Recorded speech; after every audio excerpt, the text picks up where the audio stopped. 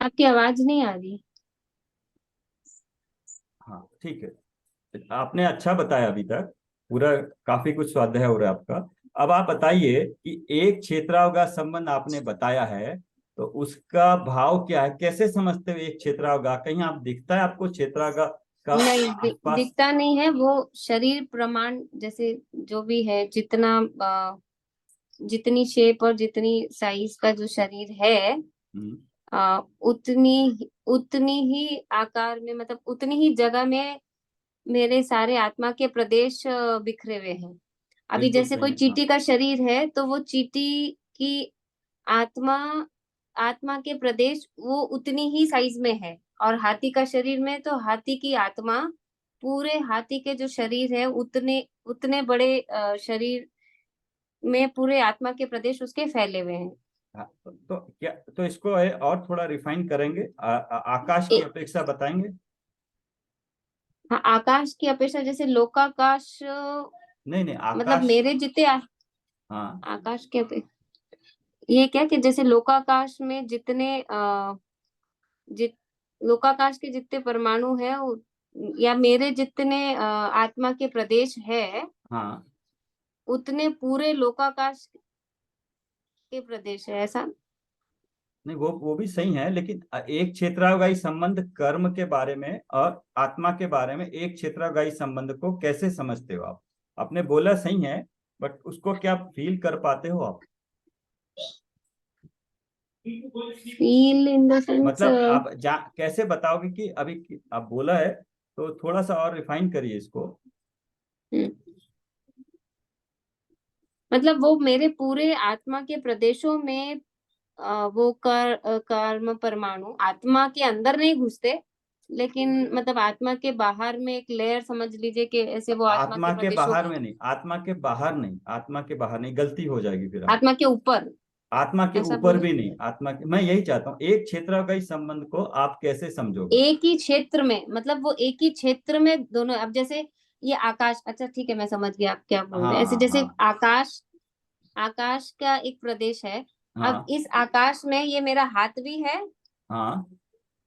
तो ये यहाँ पे मेरी आत्मा भी है और आकाश के प्रदेश भी है, ये या दोनों ही है। इसका कोई, हाँ मैं इसका एक अच्छा उदाहरण आपको बताऊंगा कैसे समझ सकते हो।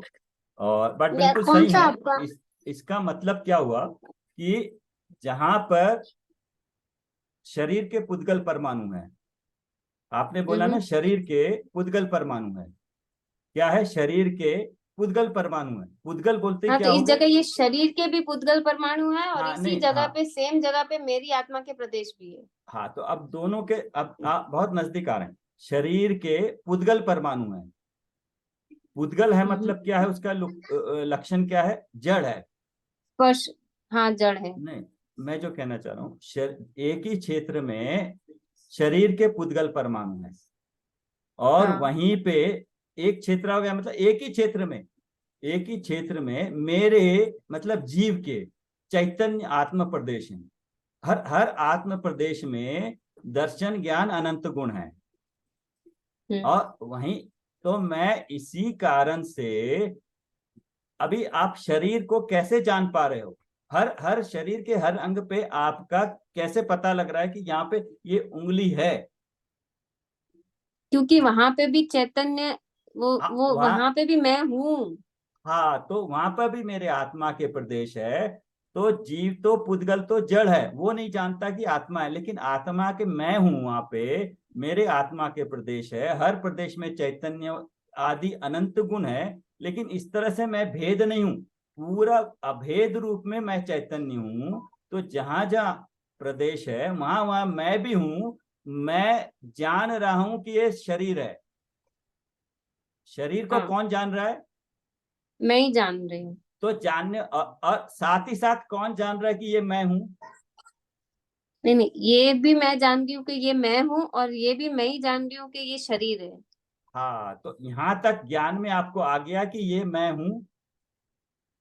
हाँ यहां तक तो आपको आनंद आ रहा है कि ये मैं हूं का आपको बुद्धि लेवल पे समझ में आ गया, बुद्धि के लेवल पे, ज्ञान हाँ लेवल पे समझ में आया कि अच्छा ये मैं हूं।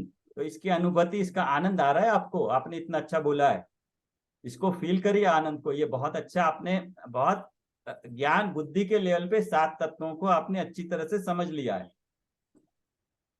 इसको जब आपको हाँ प्रैक्टिस लेकिन करेंगे ना, हम अभी नहीं, अभी बुद्धि लेवल पे जब प्रैक्टिस करेंगे ना इसको, तब आपको बहुत जल्दी इसको अनुभव में आएगा।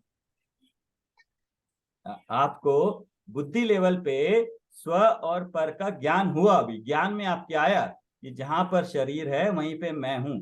अच्छा, एक क्षेत्रफल का संबंध एक स्थूल रूप से मैं बताऊं तो, आप जहां बैठे हैं एक रूम में, आप सारी लाइटें मान लीजिए ऑफ कर दीजिए, एक लाइट आपने ऑन करी, ट्यूब लाइट, ठीक है, तो उसका प्रकाश जिस जिस आकाश के प्रदेशों में पड़ रहा है, ठीक है, वहां पे तो है ही, वहीं पे दूसरी तरफ से दूसरी ट्यूबलाइट ऑन कर दीजिए, तो दोनों ट्यूबलाइट के जो प्रकाश है वो पूरा दोनों घुल मिल के, क्या आप बता सकते हो कि किस ट्यूबलाइट का प्रकाश किस आकाश के प्रदेश पे पड़ रहा है?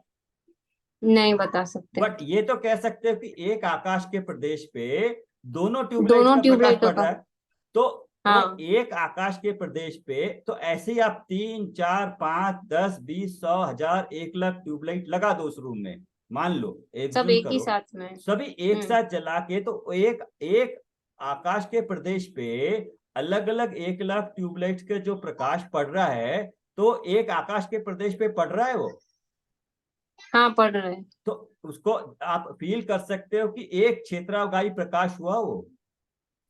हाँ, हाँ, हाँ, तो इसको थोड़ा, मतलब जब हम कहते हैं ना, ये कहाँ पर होता है एक क्षेत्रावगाही, कहाँ पर जनरली यूज करते हैं? ये अपने कर्म और हाँ, मतलब इसके अलावा इसके अलावा एक बहुत बार बार यूज करते हैं हम मोक्ष तत्व में। मोक्ष तत्व में यूज करते हैं।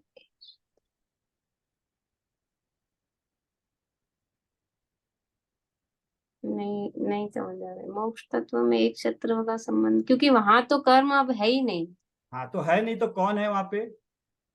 वहां पे तो सिर्फ आत्मा है, मतलब जीव जीव है। कितने और जीव वो है? अपने, कितने जीव है मतलब मोक्ष में अनंत जीव है। वो अनंत जीव कहाँ पर है? अच्छा, वो सारे के सारे उधर ही है। हाँ, तो क्या कहते हैं उसको, एक में बसते आप अनेक। एक सु, ही में बसते आप अनेक, ये करेक्ट। सुना है, पूजा में आता है, एक में बसते आप अनेक। नहीं। हाँ, ये पूजा में सिद्ध आता है जो, भगवान की पूजन, हाँ सिद्ध भगवान की पूजन। हाँ, तो इसका मतलब आप समझ रहे हो एक में कैसे बसते हैं अनेक, कि मतलब हम्म। एक आकाश के क्षेत्र में ये एक अभी तक अनंत जीव है, लेकिन प्रदेश तो उतने ही हैं। अभी तक जो हम्म। सिद्ध लोक है वो प्रदेश तो उसके उतने ही है आकाश की वहां पे, लेकिन अनंत काल से अनंत जीव वहीं पे जाके कैसे बस बस रहे हैं, एक में बसते आप अनेक। ऐसे ही जैसे मैंने ट्यूबलाइट का उदाहरण बताया, एक में एक बसते कितने भी है आकाश प्रदेश की, ये कितनी बड़ी गुण है उसका, कि कितने भी अनंत जीव भी, अनंत परमाणु पुद्गल के भी एक ही प्रदेश पे समा सकते हैं, ऐसी उसकी सामर्थ्य है आकाश के एक प्रदेश की। आकाश के प्रदेश पे एक क्षेत्रावगाही संबंध का मतलब समझ में आया आपको सभी को? मतलब एक ही प्रदेश पे, मतलब ठीक है, जैसे ऐसा बोलते हैं ना, जैसे मोक्ष में इतने सारे अनंत जीव जा रहे हैं, तो सब जाके कहाँ रहते हैं, वो उतने, जितना भी वहां का एरिया है उतने में ही अनंत जीव रहते हैं, और भी अनंत आ सकते हैं। हाँ, बट मतलब कुछ एक का ऐसे शेप है, दूसरे का ऐसे लंबा शेप आया, तो दोनों एक ही जगह कुछ एक सामान्य शेयर कर रहे हैं ना, एक का थोड़ा बड़ा शरीर होगा, अलग एक्स्ट्रा करेगा, लेकिन कुछ जो आकाश के प्रदेश है वहां पे दोनों क्या अनंत जीव वहां पे स्थिर है, वहां पे स्थित है वहां पे। मतलब ऐसा तो बोल ऐसा सकते हैं बोल, कि हर एक प्रदेश पे अनंत अनंत सिद्ध है। अनंत अनंत सिद्धों का पार्ट है, कुछ ना कुछ पार्ट ओवरलैप हो रहा है, शेयर कर रहे हैं। ओके। एक ही प्रदेश पे नहीं बोल सकते हैं, क्योंकि शरीर तो बड़ा है ना, शरीर एक प्रदेश ही राइट। नहीं है, तो शरीर तो असंख्यात प्रदेश ही है। जो अंतिम शरीर था वो उससे कुछ न्यून हुआ, तो हमारे जितना ही हम्म। शरीर मान लीजिए उससे थोड़ा छोटा है, तो शरीर का तो कुछ आकार है, कुछ प्रदेश गहन कर रहा है, असंख्यात प्रदेश। तो उसी असंख्यात प्रदेश पे दूसरे भी अनंत जीव उसी प्रदेशों पे वो स्थित है वहां पे। मतलब वो स्पेस शेयर कर रहे हैं, वो स्पेस शेयर करते हैं। तो ये स्पेस शेयर कैसे करते हैं, तो इसका एक आप समझ सकते हो कि कैसे एक क्षेत्र। अभी ऐसे ही हमारे अब आकाश के जो प्रदेश है, इतने आकाश प्रदेश पे एक प्रदेश पे आत्मा के असंख्यात प्रदेश है, पुद्गल परमाणु के अनंत प्रदेश है जो हमसे जुड़े हुए हैं कर्म के, और कुछ ऐसे भी हैं जो उसके गेस्ट है, कर्म परमाणु के गेस्ट भी साथ में होते हैं परमाणु, जहां से वो बाद में परमाणु पुद्गल रूप हमारे लिए कर्म रूप परिणमित होते हैं।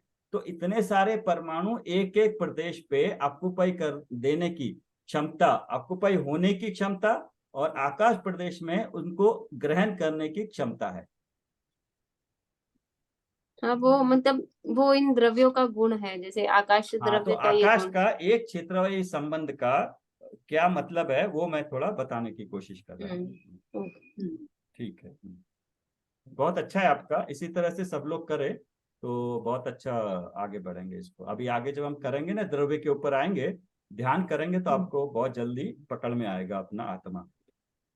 ठीक है, ये सर अच्छे से समझ आया। आप कुछ कुछ ऐसे क्वेश्चन पूछा करिए, बोलने की हैबिट नहीं है ना, खाली स्वाध्याय में पढ़ते रहते हैं, हाँ। तो वो क्लियर बताने का एक वो हैबिट बनेगी और क्लियर तो मैं तो समझ पूछ रहा आएगा। हूँ, हाँ मैं तो पूछ रहा हूँ, हर कोई बोले पढ़ना तो बहुत आसान है, आप भी अपने आप घर में बैठ के पढ़ सकते हो 2 पेज, बट ये पॉइंट की उसको हम 2 पेज भी पढ़ते हैं, जैसे हम कोटेशन भी कर रहे हैं 4 लाइन के, अगर हमें भाव समझ में आएगा तो उसमें पूरा चिनवानी का सार निकल आएगा।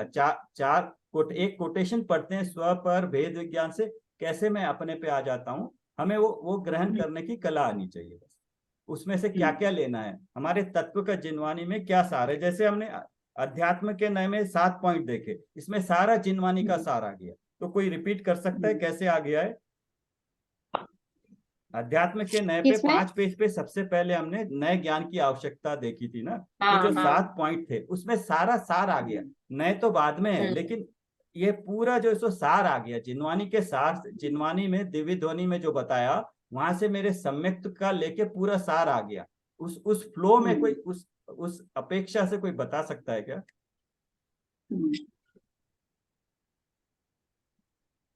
हम कोशिश यही करेंगे कि हम स्वाध्याय तो कर ही रहे हैं, स्वाध्याय के साथ साथ उसको उसको मर्म को समझने का कोशिश करेंगे, और समझते हैं तो आप बोलिए उसको, जैसे प्रियंका जी ने बताया है। इनका बिल्कुल क्लियर है, इनको और थोड़ा 1-2 बार प्रैक्टिस करेंगे तो ज्ञान में तो क्लियर हो गया। अभी इनको थोड़ा और आगे बढ़ेंगे तो साथ साथ भी चलेगा। तो ये 7 जो पढ़े हैं हमने कल, या कल जो हमने हाँ 3 पेज पढ़े हैं, 3 पेज पढ़े हैं, उसका जो सार है अगर बता सके कोई एक एक पॉइंट क्या है उस पर डिस्कस कर सके तो समझ में आएगा। हाँ विनीता जी आप मैं बता सकते। हाँ कोशिश करूं मैं। हाँ जरूर करिए। हमने आध्यात्म के नए पढ़ा तो हमने कहा कि हम क्यों नए को समझे। हाँ तो पहले हम मन में यही हुआ कि हमें जिनागम को समझना है, और हाँ। जिनागम को समझने के लिए हमको वस्तु स्वरूप का ज्ञान तो नहीं होना तो ही तो चाहिए। यहाँ पे आपको क्वेश्चन आया होगा कि हम जिनागम को क्यों समझे। हाँ, क्यों क्यों समझे, मतलब समझने से हमारा होगा, बट क्यों समझे, जिनागम में ही क्या है? क्योंकि वस्तु का सच्चे ज्ञान के लिए हमको जिनागम को समझना है पड़ेगा हाँ बट वो कि जिनागम या वस्तु में अपना आत्मा भी आ गया। वो ठीक है, बट थोड़ा सा इसको और सोचिए, जो जिनागम है वो आया कहाँ से है और वो किसने बोला और क्यों बोला है। जिन आगम मतलब जिनेन्द्र द्वारा कथित जो सार है उसको आगम में शास्त्रों में बताया, उसको जिनागम, शास्त्रों को जिनागम बोलेंगे। लेकिन उससे पहले वो आया कहाँ से और उसकी प्रामाणिकता क्या है, वो हमारे लिए किस तरह से उपयोगी है, ये जिनागम से शुरू हुई है बात। लेकिन जिनागम मतलब जिनवानी, शास्त्र। शास्त्र से पहले थोड़ा, शास्त्र को आप क्यों प्रामाणिक मान रहे हो, ये सिद्ध है, ये शास्त्र सही है, क्यों बोल रहे हो आप? 1 मिनट, हाँ इनको थोड़ा ये आया है गंडर से। हाँ 1 मिनट गंडरों प्रमोद ने जी, बोला। 1 मिनट, हाँ 1 मिनट हाँ जी, प्रमोद जी, हाँ इनको थोड़ा सोचने दीजिए। विनीता जी हाँ। मतलब हमें अब वस्तु का सही ज्ञान हमें जिनवाणी से ही मिलेगा। बट जिनवानी सच- किसने दी? ये हमारे भगवान ने दी, भगवान की साक्षात वाणी है। हाँ तो साक्षात वाणी है, तो वाणी में क्या चीज बताई है उन्होंने? 3 उनके मुख्य पॉइंट जो है ना, जो हम हर वक्त ध्यान में रखते हैं। उनका हितोपदेश ही। एग्जैक्टली, यस, बिल्कुल सही बोला। जो हितोपदेश है, उस कारण से हाँ। जो जिनवानी में आया है वो जिनागम है। हितोपदेश है, मेरे हित के उपदेश उन्होंने दिया है। यस, क्योंकि वो वीतरागी है, वीतराग होने के बाद ही वो सर्वज्ञ बने। हाँ। पहले उनका राग द्वेष संसार से घट गया तो उनके लिए सब बराबर हो गए। जब बराबर हो गए तो फिर उनको सब कुछ क्लियर नजर आने लगा। तो जब सब कुछ क्लियर आने लगा, मतलब सर्वज्ञ हो गए, तब उनके उनके निमित्त से, उनकी कोई इच्छा नहीं थी, उनके शरीर के और दिव्य वाणी के निमित्त से उनका इतना पुण्य था कि उस दिव्य ध्वनि के कारण जो भाषा निकली वो संसार के जीवों के लिए हित का उपदेश का काम करती है। वो हितोपदेश है, इसलिए वो मेरे काम किए। हाँ, ठीक। वो वही गंधर्वों ने पहले गूंथी और फिर वो जिनागम में उसकी आचार्यों ने स्वयं के अनुभव के बाद, जब उस अनुभव से बाहर निकले तो उनको ये दया आई जीवों पे कि जो मैं को आनंद मिल रहा है वही आनंद मैं जीवों को भी दूं। तो उन्होंने ना, तो शुभ भाव कहते हैं, हम शुद्ध भाव से निकल के, ये तो हमारे लिए क्या हो गया, स्वच्छंद वो हो गया, अशुभ हो गया, हमारे लिए तो ठीक नहीं है, बट फिर भी इस शुभ भाव में आकर वो शास्त्र की रचना करते हैं। तो इस प्रकार से ये दिव्य ध्वनि से शास्त्रों की प्रामाणिकता हुई और सिद्धि हुई और सच्चेपन का हमें पता चला। ठीक है, हाँ, यस, हाँ, बोलिए। और इस जब हमें इसका कि हितोपदेश ही हमको विश्वास हो गया, तो फिर हमें आत्मा के स्वरूप को जानने की भी जिज्ञासा हुई। तो वो ज्ञान हमें इसी से मिलता है। इसलिए हमने सम्यक ज्ञान के लिए ये स्वरूप समझ रहे हैं हम, और इसी ज्ञान के द्वारा हमें आत्मानुभव होगा। और आत्मानुभव होगा तब कुछ कर्मों में भी होगा। आत्मानुभव जीव की अपेक्षा है। इसमें और बताए कर्मों में क्या हो जाएगा? कर्म में हमें संसार में कर्म में दुख लगने लगेगा। नहीं, कर्म में जब सम्यक होगा तो कौन से कर्म में क्या होगा? सम्यक किस गुण की अपेक्षा से कहते हैं, या किस कर्म के अपोजिट में सम्यक पैदा होता है, उत्पन्न होता है? ज्ञानावनी दर्शनावनी ये वाले। नहीं, वो तो ज्ञान और दर्शन हो गए। सम्यक तो किस गुण की पर्याय है? सम्यक होना मतलब मेरे में कुछ हुआ है, मेरे में कुछ हुआ है। तो ज्ञान दर्शन तो ज्ञान तो मोहिनीय कर्म। हाँ, एक मिनट, उनको सोचने दीजिए ना प्लीज। हाँ, उनको। हाँ। तो उनको जो ज्ञान दर्शन है वो गुण तो है ही। ज्ञान दर्शन का काम क्या है? जानना है, और जानने का काम मैं प्रति समय करता हूं, और वो मेरा ही गुण है। मेरा गुण है, मेरा गुण ये है कि मेरा गुण पूरा जब होता है तब केवल ज्ञान की तरह होता है। एक सूरज मान लीजिए, जो 100% रोशनी देता है, वो केवल ज्ञान है। लेकिन अभी मुझे कर्मों के आवरण के निमित्त से मेरा कुछ परसेंटेज, 5%, 10% ही मेरा प्रकाश उसमें से निकल रहा है, बाकी 90% पूरा आवरण से ढका है। तो ज्ञान तो मेरा ही है, वो ढका हुआ 90% है, लेकिन जो खुला हुआ ज्ञान है, जिसके कारण मैं जान रहा हूं मति शुद्ध ज्ञान, वो मैं ही हूं, वो मेरा ही ज्ञान है। वो अपूर्ण ज्ञान बोल सकते हैं, लेकिन वो उसमें मिलावट नहीं है, उसमें मिलावट नहीं है। इसीलिए जो चीज मेरी है, मेरी ये पूंजी है पूरी की पूरी, मेरे एसेट्स है मति शुद्ध ज्ञान। इनके द्वारा ही मैं शास्त्र का अभ्यास कर पा रहा हूं, जान पा रहा हूं अच्छा क्या है, बुरा क्या है। लेकिन इसके साथ साथ जो मिथ्यात्व है दर्शन और ज्ञान में, क्या देखना और जानना, वो मेरा गुण है। जितना जान पा रहा हूं, देख पा रहा हूं, वो मेरा गुण है। बट वो पूरा नहीं जान पा रहा हूं, मैं सिर्फ जो सामने है उतना ही जान पा रहा हूं, दीवार के पीछे क्या नहीं जान पा रहा हूं, कोई बात नहीं। लेकिन जितना जान पा रहा हूं वो मेरे गुण के कारण जान पा रहा हूं, उसमें कोई मिलावट नहीं है। इसको अज्ञान को अपूर्ण कहेंगे, इनकम्प्लीट ज्ञान कहेंगे। लेकिन जो मिला है वो मेरा है, ये मेरी पूंजी है। इसी की उंगली पकड़ के मेरे को केवल ज्ञान भी प्राप्त होगा। तो ये मति श्रुति ज्ञान मेरे ही ज्ञान की कोई पर्याय है, मेरे ही ज्ञान का अंश है। लेकिन जब मिथ्यात्व की बात करते हैं, सम्यक दर्शन की बात करते हैं, तो वो मेरे श्रद्धा गुण की पर्याय है सम्यक। श्रद्धा गुण श्रद्धा गुण और की पूरी। श्रद्धा गुण की पर्याय है। तो श्रद्धा गुण में क्या होता है, ऐसा नहीं है वो अपूर्ण नहीं है, वो या तो 0% स्टार्टिंग में, या तो 100% मिथ्यात्व है तो 0% सम्यक है, उसमें परसेंटेज ओपनिंग नहीं है। बट अगर 100% मिथ्यात्व है तो 0% सम्यक है, और या तो फिर मिथ्यात्व 0% है तो सम्यक 100% है। जब पहली बार उपशम सम्यक होता है तो श्रद्धा मतलब मेरी श्रद्धा मेरे पे 100% होगी या 0% होगी, उसमें बीच वाला कोई केस नहीं अच्छा, है, बीच वाला कुछ नहीं है। बीच वाला कुछ भी नहीं है। और ज्ञान में क्या है, ज्ञान धीरे धीरे धीरे बढ़ता रहता है, ज्ञान बढ़ना कम घटना चलता रहता है। लेकिन तो हमको तो हो जाती है श्रद्धा, कभी होती है कभी हट भी जाती है। श्रद्धा तो बीच वाली श्रद्धा स्थिति हो गई। श्रद्धा अंधी होती है, उसको दिखाई नहीं देता हाँ। है किस पे श्रद्धा करें।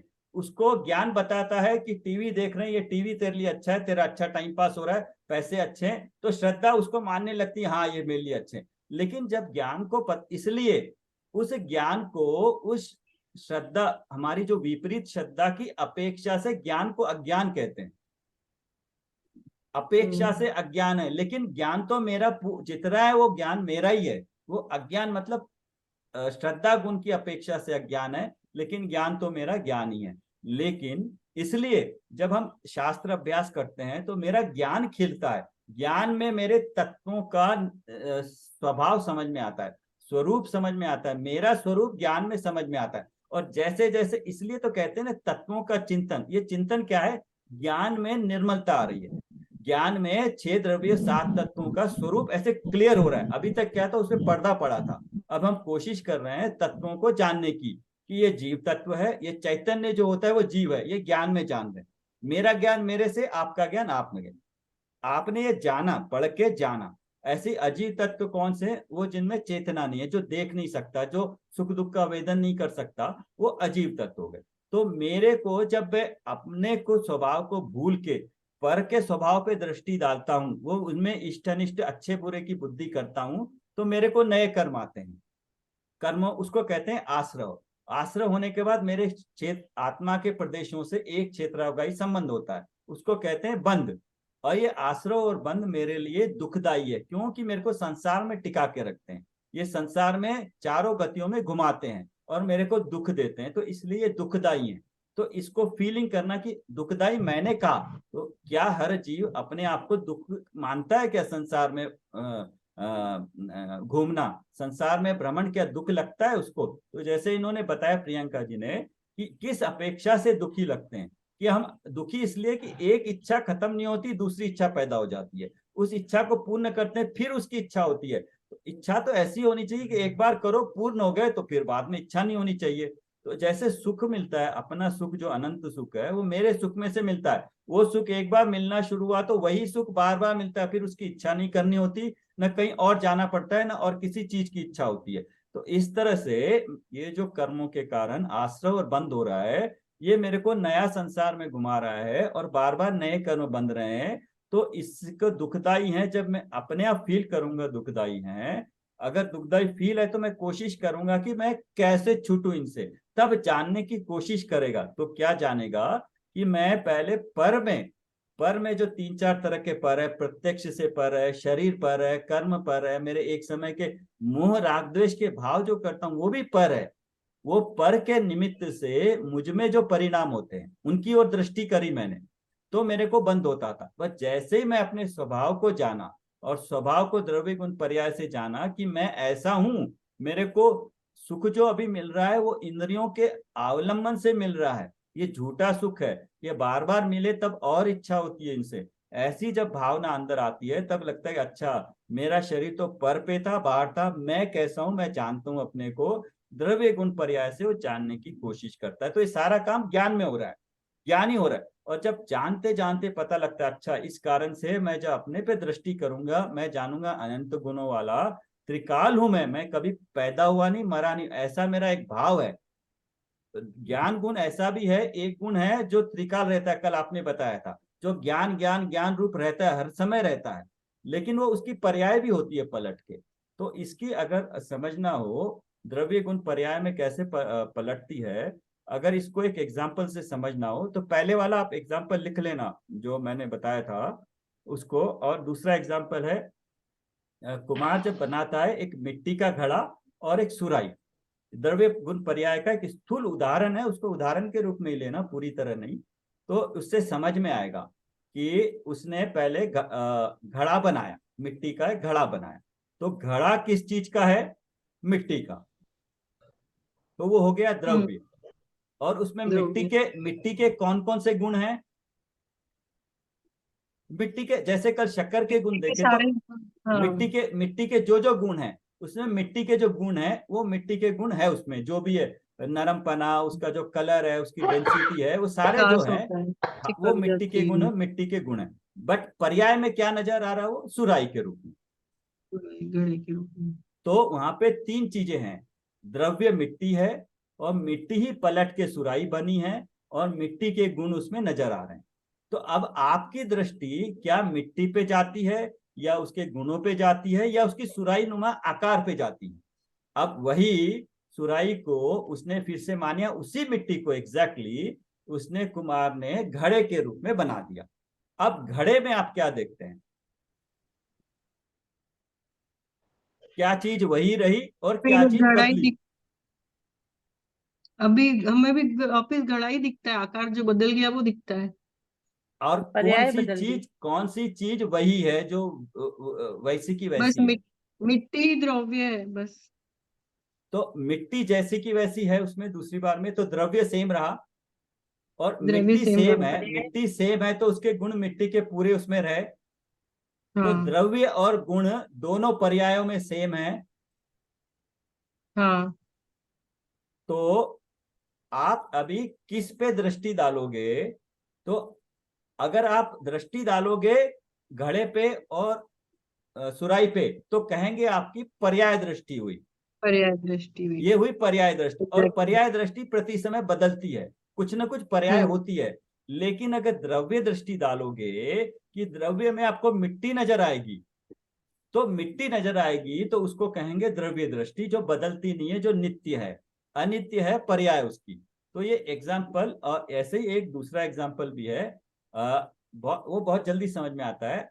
जैसे कोई सोने का हार है, सोने का हार मैंने खरीदा, ठीक है। आप कहते हो मेरे को ज्वेलरी चाहिए, मेरे को सोने का हार चाहिए, ठीक है। अगर कोई हस्बैंड कहे, जेंट्स कहे कि नहीं मेरे को नहीं दिलाना है, लेकिन वो क्या करता है, हार की जगह हार ले लिया, लेकिन हार को अभी पहले हार था तो हार को चेंज करके वो चूड़ी बनाना चाहती लेडी।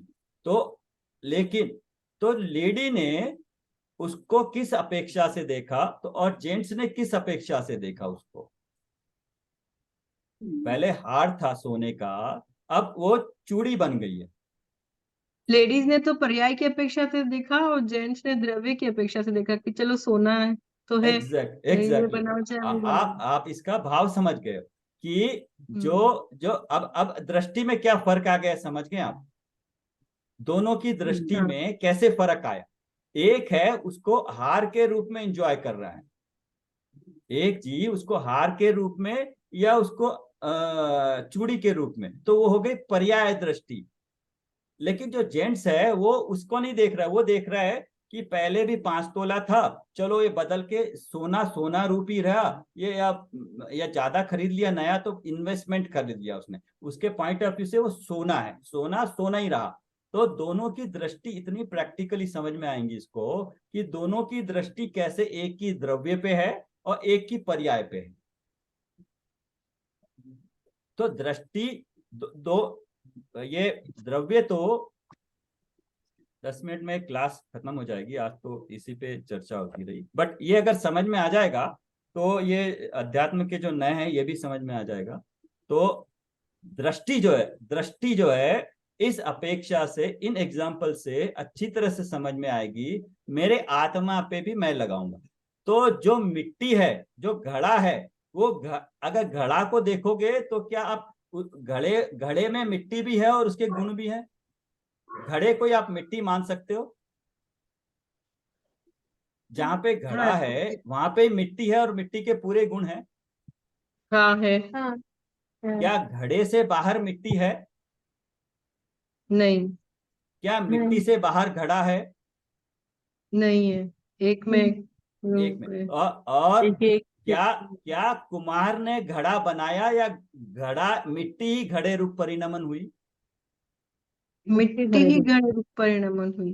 तो मिट्टी घड़े रूप परिणमन हुई तो कुमार का काम, चाक का काम, चक्र का काम, सूखने का काम, उसको आग लगाने का काम, ये सब क्या हुए? निमित्त निमित्त एग्जैक्टली आप लोगों को अच्छी तरह समझ में आ रहा है। तो इस एग्जाम्पल से अगर ये एग्जाम्पल समझ में आ जाता है कि ये अगर मिट्टी कार्य रूप परिणमित हुई, मतलब मिट्टी का घड़ा बना, कार्य हुआ, तो कार्य तो मिट्टी में से हुआ, उसको कहेंगे उपादान में से हुआ कार्य। तो मिट्टी तो घड़ा तो मिट्टी में से बना, लेकिन हम व्यवहार में कहते हैं अपेक्षा से कि ये घड़ा कुमार ने बनाया, हम कहते हैं। और अब इस अपेक्षा से भी कहते हैं कि घड़ा है तो उसमें घड़े में कहेंगे ये तेल का घड़ा है या ये अनाज का घड़ा है, ये नए की अपेक्षा से है। लेकिन घड़ा तो कल हमने उल्टा किया था, हमने कल किया था हमने किया था चीनी का डब्बा, आज हम मिट्टी की सुराही ले रहे हैं, तो वो एक अपेक्षा से था। आज बस दोनों एग्जाम्पल एक ही चीज बताने के लिए है, द्रव्य गुण पर्याय है और किस दृष्टि से, किस अपेक्षा से वो कहा जा रहा है। कहने के लिए हर तरीके से आएगा और हर कहना बाह्य में सही है, उस अपेक्षा से वो सही है। लेकिन हमें अध्यात्म में अपने के स्वरूप को जानने के लिए इन उदाहरणों के द्वारा हमें अपने पे आना है। अब इतना समझ में आता है तो मैं द्रव्य आत्मा हूं, तो मेरे अनंत गुण है। मिट्टी है, मैं आत्मा हूं, मिट्टी के अनंत गुण है। मेरे ज्ञान दर्शन आदि अनंत गुण है। मिट्टी की पर्याय सुराई नुमा है और मेरी पर्याय मति ज्ञान शुद्ध की हो रही है अभी, जिससे मैं जान देख रहा हूं। मैं जितना जान रहा हूं, देख रहा हूं, मेरी लिमिटेड कैपेसिटी में जान देख रहा हूं। अनंत जान रहे देख रहे हैं वो अनलिमिटेड कैपेसिटी है, लेकिन जो एक्शन हो रहा है जानने देखने का, दोनों का समान है। और जिस गुण में से मति श्रुत ज्ञान की पर्याय निकल रही है, उस गुण में से केवल ज्ञान की पर्याय निकल रही है। तो जो आधार है गुण जो है, वो अरिहंत का, सिद्ध का, किसी और जीव का और मेरा, सबका सेम है, उतनी ही कैपेसिटी वाला गुण है, वो सामान्य गुण। और इन सब गुणों के सुनीता जितने, जी आपका ऑडियो बंद करिए ना प्लीज।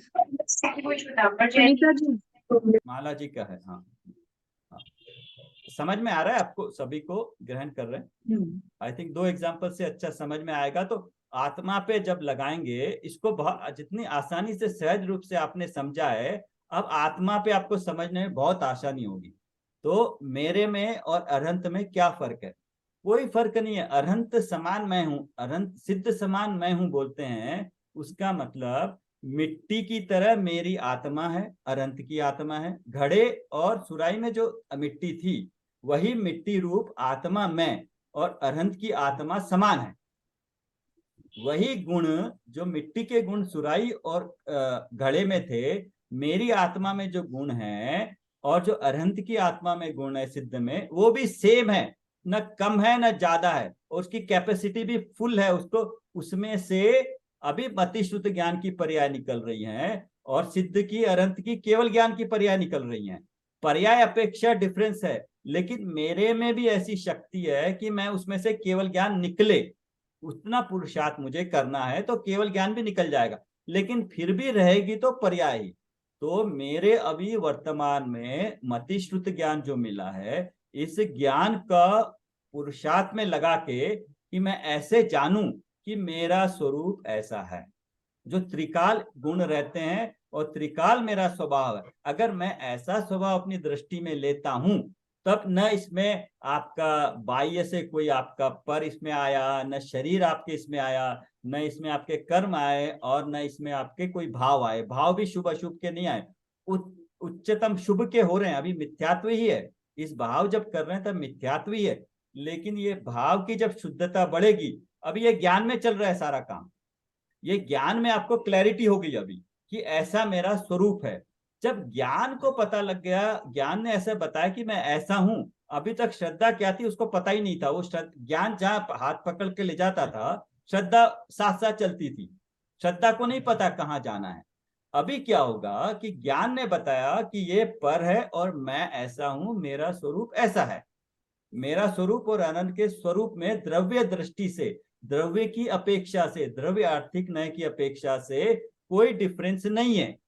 जब ऐसा ज्ञान में आएगा और ज्ञान निर्णय कर लेगा, अपना ज्ञान, अभी मैं जो बता रहा हूं आपको बुद्धि रूप में आप सुन रहे हो, लेकिन अपने स्वरूप में, मतलब जो लड्डू का एग्जाम्पल है, लड्डू मैंने आपको दिया, इवन आपने मुंह में भी रखा और कहीं और काम में लग के खा लिया तो भी आपको उसका स्वाद नहीं आएगा। जब मुंह में रखने के बाद आपने पूरा ध्यान उस पर लगाया उसका स्वाद लेने में, तो आपको लड्डू का वेदन होगा। तो लड्डू के बारे में जानना और खा के उसका वेदन करना, ये दोनों अलग चीज है। तो ज्ञान में मेरे आत्मा स्वरूप का स्वरूप आना और उस ज्ञान का स्वरूप को मेरा वेदन होना, ये दोनों अलग अलग चीजें। लेकिन जैसे जैसे ज्ञान में क्लैरिटी आती है और फिर श्रद्धा बहुत जल्दी वहां पे पहुंच जाती है। जैसा ज्ञान बताएगा उसको श्रद्धा मान लेगी, मतलब ज्ञान ने जैसा स्वरूप बताया और श्रद्धा ने माना कि अच्छा ये मैं हूं, ऐसा ये मैं हूं, बस। ज्ञान का काम क्या है? स्वरूप को बताना। और श्रद्धा क्या है? अच्छा ये मैं हूं। जब ये फीलिंग हो जाएगी, कभी कभी आप कोई काम करते हो, आपको नहीं मालूम होता है, तो कोई बाद में आके बताता है कि अरे ऐसे करिए, ये ऐसे करने से हो जाएगा। अच्छा, जब आप काम करते हो, अच्छा इसको ऐसे करते हैं, तो जो आपको आनंद आता है ना, कि कोई चीज नहीं मालूम थी, मालूम होने के बाद जब आपको आनंद आता है, तो वो आपको जानने के बाद आनंद आपका अपना है, वो जो फीलिंग है। तो ऐसी फीलिंग आत्मा के जब श्रद्धा होती है कि ये मैं ऐसा हूं, तब वो जो फीलिंग है आत्मा की, वो श्रद्धा गुण है और वो सम्यक की पर्याय है।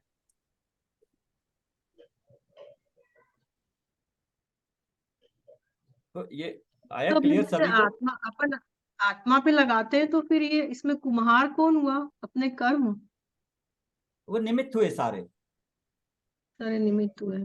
सारे निमित्त में, फिर निमित्त में देव गुरु शास्त्र हो गए, देव का वचन हो गया, गुरु हो गए, शास्त्र हो गए, और जो भी विद्वान बताया वो भी निमित्त हो गया। आपके बाहर का जो अवस्था है वो सारी, सारे सारे जो भी जब सम्यक होगा कार्य, उस वक्त कार्य के अपेक्षा से जो जो उस वक्त होगा वो सब निमित्त कहलाए। कार्य तो जीव में से ही होगा, मिट्टी में से ही होगा, कार्य जीव में से ही होगा, जीव ही करेगा, जीव ही पुरुषार्थ करेगा। बट इतना क्लियर हो गया कि चूंकि अभी मिट्टी का उदाहरण इतना क्लियर है, इस उदाहरण से जब अपने पे लगाएंगे तो हम कभी ये नहीं बोलेंगे कि व्रत करने से मेरा ये कार्य हुआ, मेरा पूजा करने से मेरा कार्य हुआ, या मेरा पढ़ाई करने से, शास्त्र अभ्यास करने से कार्य हुआ, ये भी नहीं बोलेंगे। कार्य तो मेरा, मेरे में से, मेरे पुरुषार्थ द्वारा हुआ, ये सारे निमित्त हैं। बट जब तक नहीं होता है तब तक ये कार्य भी हम करते रहते हैं, क्योंकि ज्ञान यहीं से मिलता है। मति श्रुत आपने बताया था अभी, उनको पर्याय बताया था। सामान्य ज्ञान की पर्याय है पर्याय। मति श्रुत ज्ञान है, मतलब मैं प्रति समय जो देख रहा हूं, कंटिन्यूअस देखते जा रहा हूं, लेकिन जो देख रहा हूं वो चेंज हो रहा है। जो देख रहा हूं ये बन रहा है मेरा, जो देख रहा हूं चीज वो चेंज हो रही है, बट देखने वाला मैं कंटिन्यूअस सेम हूं। तो ज्ञान तो गुण है ना, फिर ज्ञान गुण की पर्याय कैसे हो गई? ज्ञान तो गुण तो रहेगा। मिट्टी पे लगाइए, मिट्टी है, मिट्टी के गुण भी है, और मिट्टी की पर्याय घड़ा है। अच्छा अच्छा, हाँ हाँ, और समझ गई, अब समझ सुराई गई। दूसरी पर्याय। इस पे थोड़ा हाँ चिंतन हाँ। करिए, आज इसको सुन के चिंतन करिए, आज जो हुआ है इसको चिंतन करिए। आपको आत्मा फिर थोड़ा डिफिकल्ट पड़ता है, लेकिन एग्जाम्पल से बहुत इजी हो जाता है। पर्याय तो हमेशा गुणों की होती है ना सर? बिल्कुल सही है।